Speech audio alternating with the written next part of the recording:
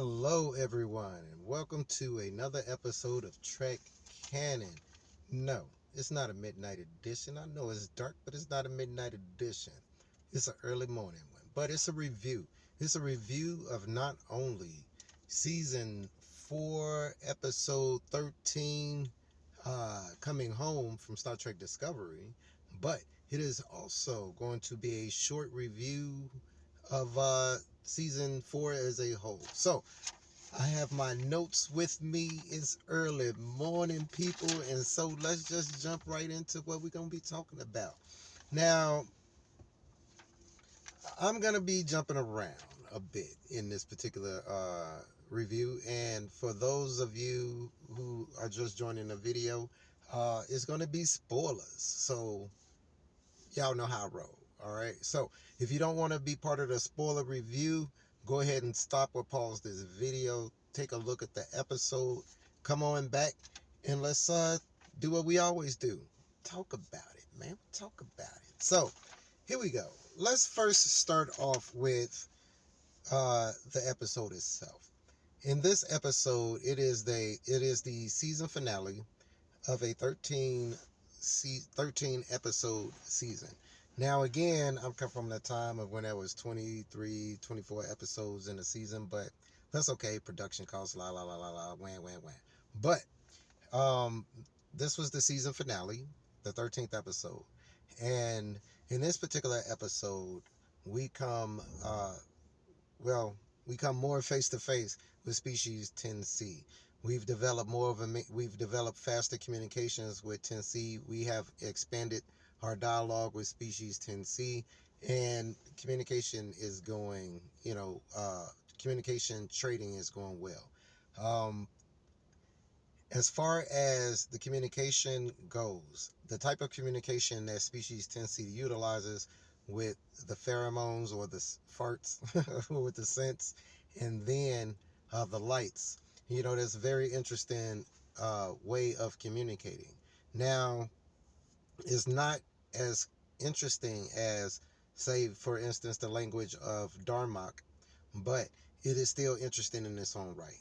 Now, one of the things that was discussed between me and my son was, he brought up a particularly interesting question. If they're inside of a gas giant, how did they evolve to use scent to for language? Because the wind speed in the gas giant is pretty fast. It kind of be blowing pheromones everywhere. But the thing is that in this episode, uh, Tarka Book Tarka is still on his plan to get to the power source so he could get to the so he could get to his alternate universe and be back with his loved one. Book is still imprisoned with Janet Reno uh, in that really cool force field thing. Now, the thing is that in this episode we learned that the species 10C is a type of collective. All right, they don't understand the concept of individuality, and just like, I wish they would have expanded on it just a little bit more between the differences of, say, their collective and the Borg's collective, which they did mention, but said that they know is very different. And yes, it is very different. The Borg had a concept of individuality. The species 10C seems to have evolved that co-mingling, that codependency with each other, or that cohabitation, I should say, with each other. Now, let me just say, Vulcans can mind meld with anything. My dad used to say all the time that Spock can mind meld with a turd. Yes, Vulcan telepathy is some of the highest, if not one of the highest rated in Star Trek canon. All right, there's only been very few races. For instance, oh my God, I forgot who they were, but I'm gonna put them right here. All right, from the episode "The Cage and Menagerie," their telepathy is on a whole nother level. But as far as normal characters in Star Trek, Vulcan telepathy is amongst the most powerful. Now, it's interesting that she when I say she, the president Tarina, she decides to try to mind meld with species 10C. What I find interesting about this is that this is something that a Vulcan would have tried long ago once they figured out how foreign the communication was. Think about, say, for instance, the episode "Devil in the Dark" with the Horta, the way Spock mind melded with with that species. How he, how one of the first things he did when coming aboard the Enterprise was to get off the Enterprise and try to uh, telepathically connect with V'ger. All right, so uh, Vulcans trying to connect telepathically would be one of their first instincts to do. So I'm surprised that President Tarina, that wasn't more of an instinctive first thing that she would have tried. Now, in this episode, we start to see Tarkin falling apart. His crazy is really starting to show. His determination, and I wouldn't even call it his determination. What we will find out later is his grief is starting to is starting to make him just more pronounced irrational and just oblivious or uncaring or apathetic, I should say, to everything but his wants and desires. What's going to make him happy? He doesn't care about the lives that he'll be destroying, the planets that he'll be destroying, the civilizations he'll be destroying. And on that respect, he kind of reminds me of Soren, you know. And I understand why a lot of people made the comparison between Tarkin and Soren because of how and the possibility that Tarkin was trying to get to a place in the Nexus or a version of the Nexus because of the similarities between these two. Now, Saru is always awesome. Saru is one of those characters that breathes a fresh life. He breathes a breath of fresh air in almost every episode that they showcase him in. The way that they write him, the way that he's acted, his compassion and charisma come through very well, especially being a commanding officer. All right. So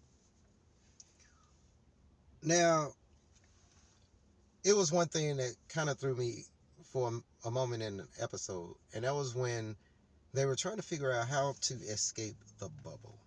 Now, Discovery hasn't always been the best or most accurate when it comes to Star Trek technobabble, and I've covered this in a lot of other videos.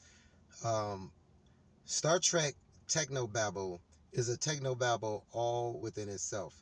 It is a consistent technobabble. All right, when they go into the technobabble of how the warp engines work, it is a consistent technobabble all through series. When they go into the technobabble of how the transporters work, it is that way all through the series. And the thing is that Star Trek has always maintained a basis of science fiction, of pure science in its science fiction.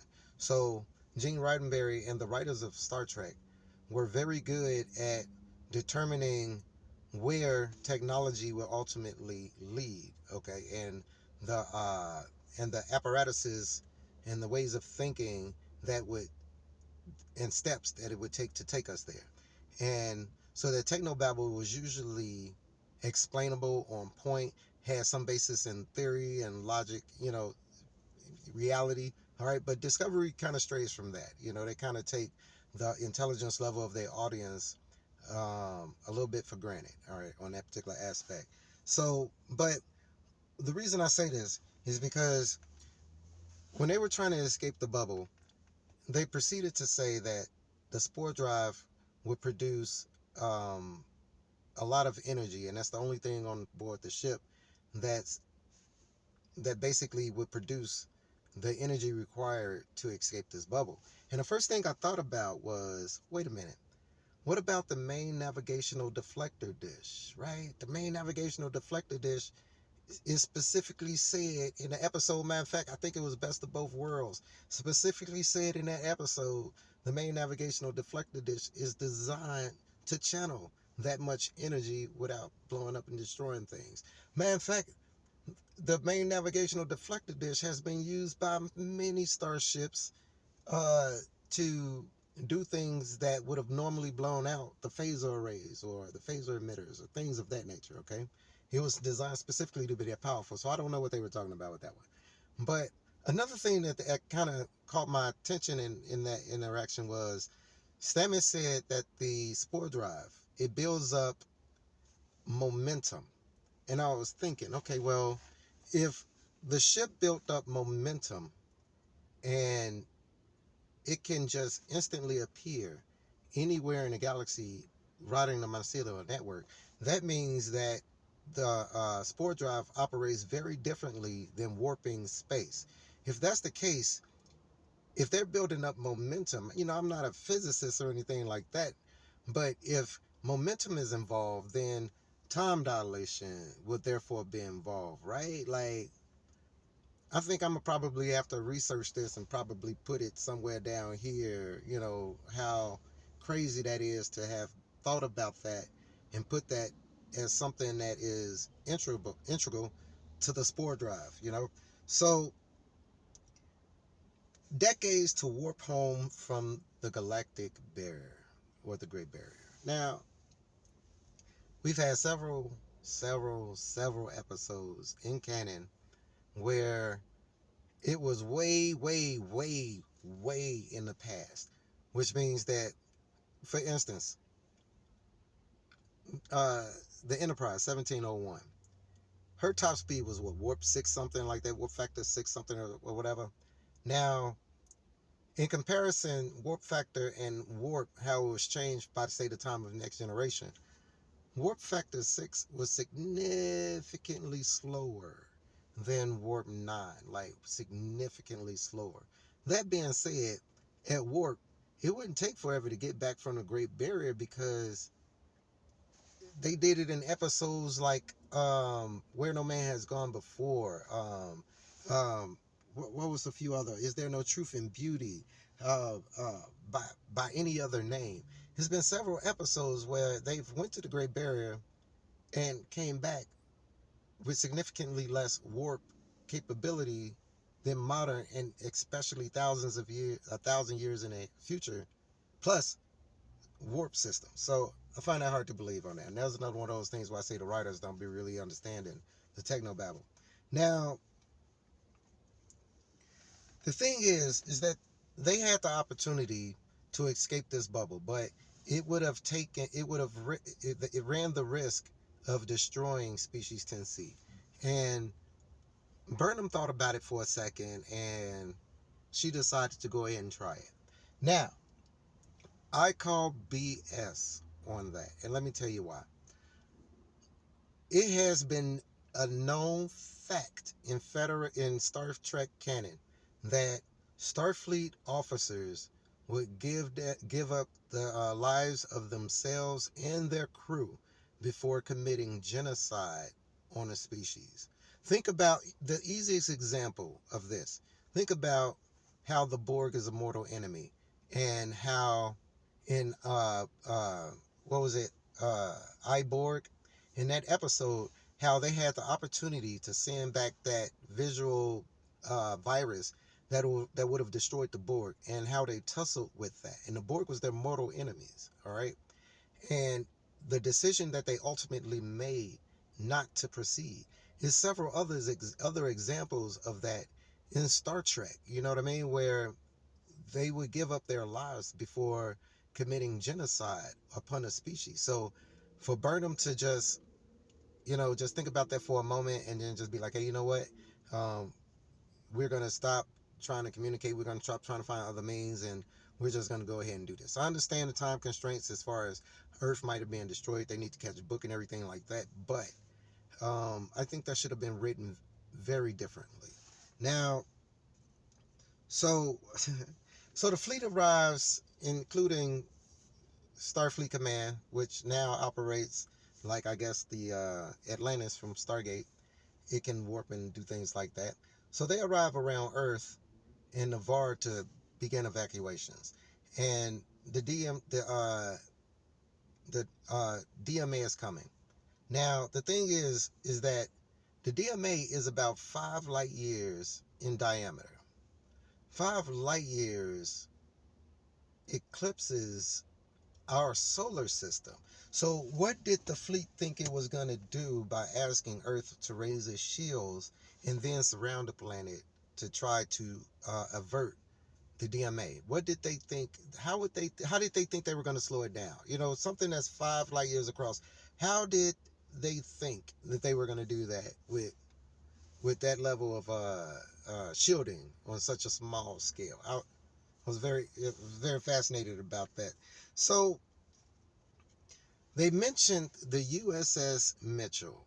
And the only thing I could think of, the only person in Trek canon that I could think of is Gary Mitchell. But the thing is, why would Gary Mitchell, after the things he did, even though he was Captain Kirk's homeboy, why would they make a ship named after him after the events of Where No Man Has Gone Before?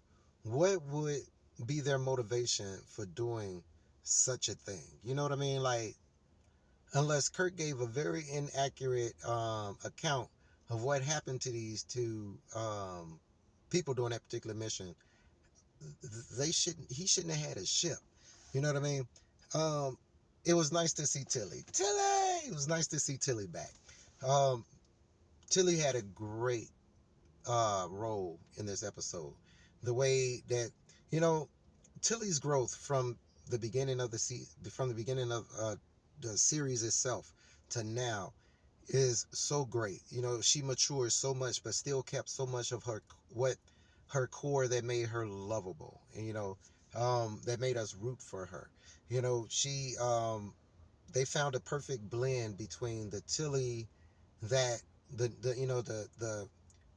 milk behind the ears Tilly and the Captain Tilly of the Mirror Universe. They found a very nice blend with that Tilly in later on in Discovery, and especially showcased that in this episode. And I loved her maturity again as she sat there on the bridge after all the evacuations were complete, as her and as Admiral Vance were having their conversation. By the way, Admiral Vance, right? Did you guys know that Admiral Vance? Yeah. Oh, sorry, wrong Admiral Vance. That's the Mummy Vance. That's the Mummy Vance. But anyway, so side note, when I went to the movies to see the Mummy, right? The young lady who I went with, when she had seen him, right, fell in love with him. Fell in love with him, you know, and I guess I can understand, I guess I can understand. But he Admiral Vance now. He's Admiral Vance. But Admiral Vance is also another one of those characters that I thought was going to be dark, and I probably wasn't going to like them.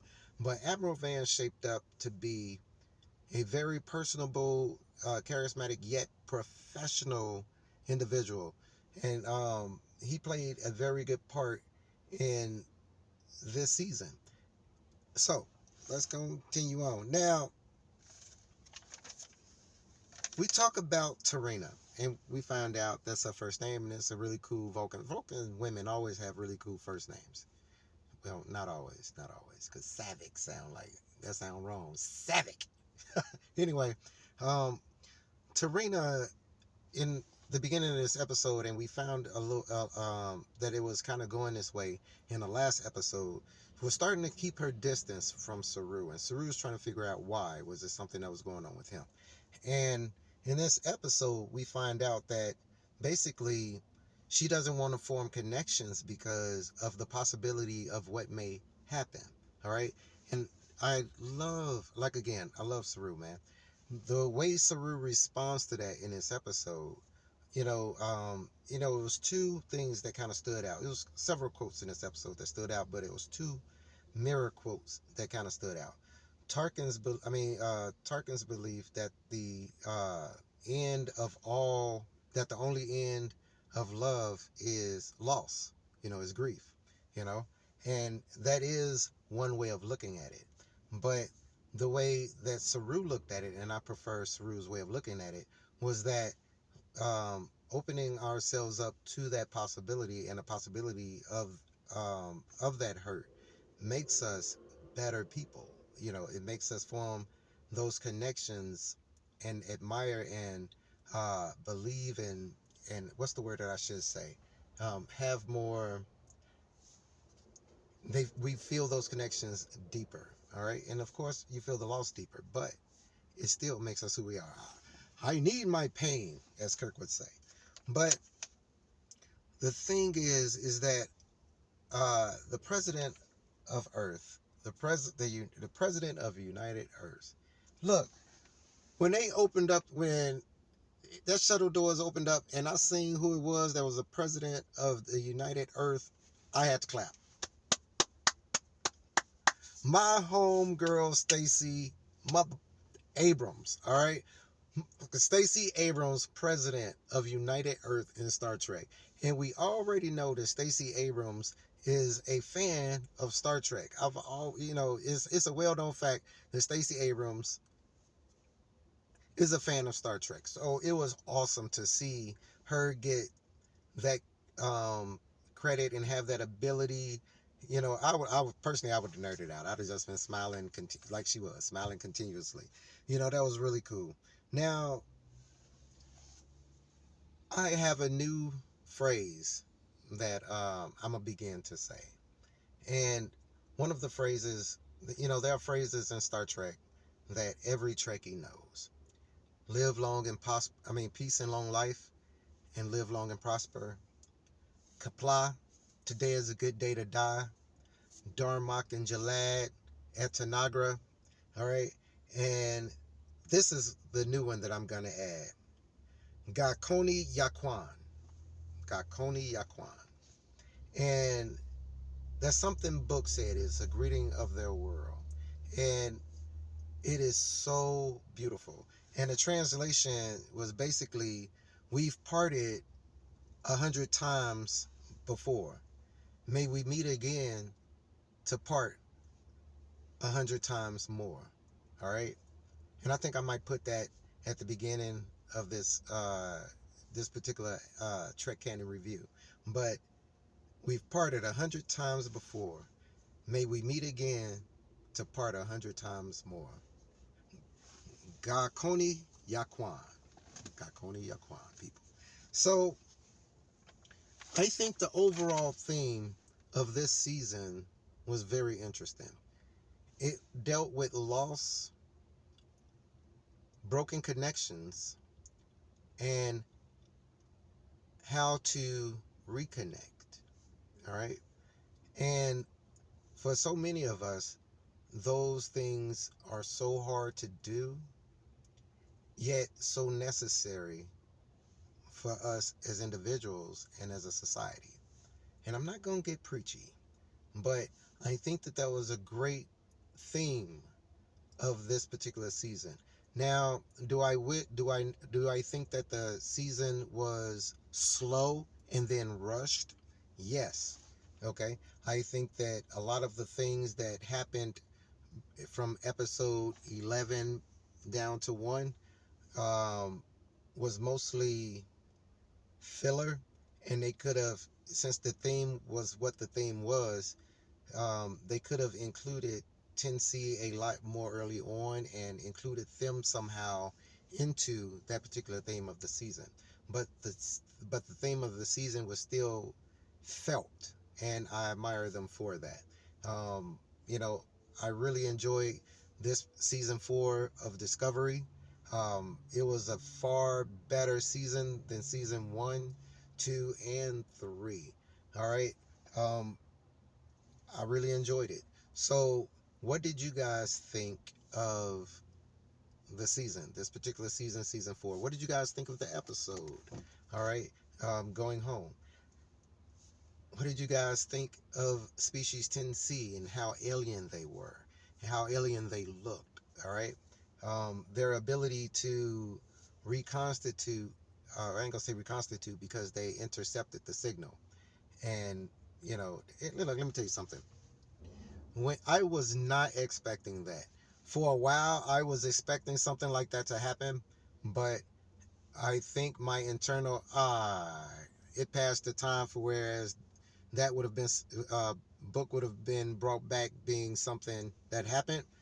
I had already accepted the fact, oh, man, okay, book, I like book and everything, but I can understand, with what happened doing, how his character arc went through the season. But when 10C, that light flashed and I seen book turn around, they got me. They got my heartstrings on that one. They got me. Now, yeah, it was a really good episode. It was a really good season. It had its little, downs, but even their downs was better than the best episodes of season 1, 2, and 3. So this video went on a little longer than I expected, but thank you guys for sticking with it. Please leave comments below. And again, I'm trying to do it sometime next week, but I'm still getting everything together for the podcast for everybody sticking with me over 300 subscribers. Y'all thought I forgot, didn't? But nah. But that podcast will be for City on the Edge of Forever from the original series, which just happens to be coincidentally one of my favorite episodes of Star Trek canon. So thank you guys for watching. Please subscribe if you haven't. Ring the bell for any future content. And as always, peace, recycle, and save the whales. You guys be cool.